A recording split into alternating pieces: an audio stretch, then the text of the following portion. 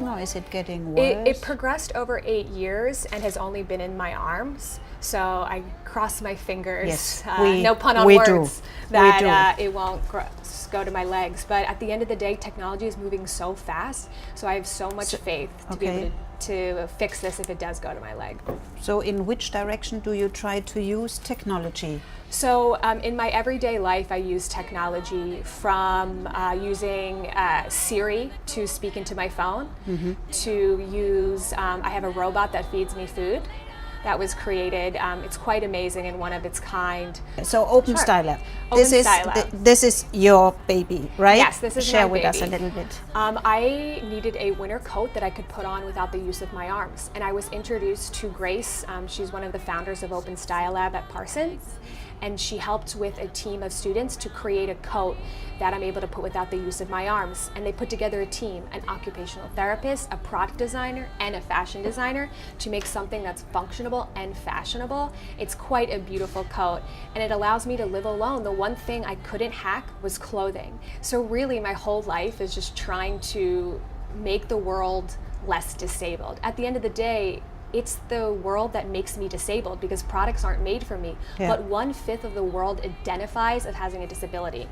But brands aren't really focusing on that, and getting those statistics out there is what I try to do every day. We were just talking about you, a role model for young girls or young boys, I mean, whomever. So how do you do this? So I really thought I need to be out there, get my word out there, and show that you can be smart, cute, fun, and disabled, and get that message out there so that there's correct media representation. And that's how I get my message out there, is through a lot of media, so that kids can look on Instagram and see, you know, a person that's thriving with a disability, and it changes the mentality of everyone else. Because I'm curious, so you are living in New York. Yes. So, and we are very much interested to the further development, the future of mobility. Anything you would like to share with us as a young customer, potential interest person into our brand, what we can do, should do, and offer for the future? I think that autonomous cars, as you're working on now, some of you have some of the best autonomous cars, it would be amazing to have voice activation for all of the features in the car. I know you have it for calling and radio and things like that, but it would be amazing to be able to open the doors using your voice. As technology gets better, you see with Alexa and different things, can we put that into cars? But maybe that's a little bit selfish because that would help me, but I think it would be wonderful. No, I think that's really very interesting, and this is absolutely one way we will pursue in as of now already. So we just launched it in Las Vegas. I don't know whether you I did. At CES. It's a first big step into that. Not yet by speech we can open the door, but absolute something that we will look into it. Equality is one very important point.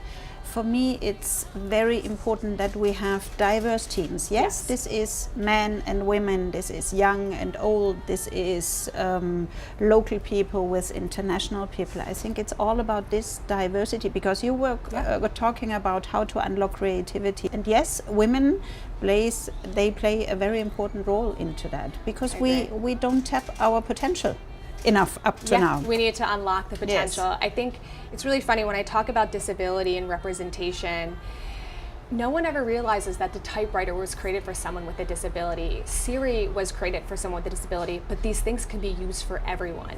So we should always have someone with a disability on a team, always have a woman, always have someone that has a global lifestyle on a team, because it just really makes it better. The product is always so much better. Yes, I truly believe in that. So will you continue your so-called double career in OSL and in your agency? Is there any future what you foresee? Definitely. Yeah. I definitely think this is the happiest I've ever been in my life, and people are shocked when I say that. Why are they shocked? Because they think disability, I should be sad and sitting at home, but really I'm just so happy to have an impact and a purpose in my life. So I think, you know, maybe until I start my own family, I know that would be hard to have these two jobs, but right now I will spend every waking moment trying to change the world and their perspective on disability.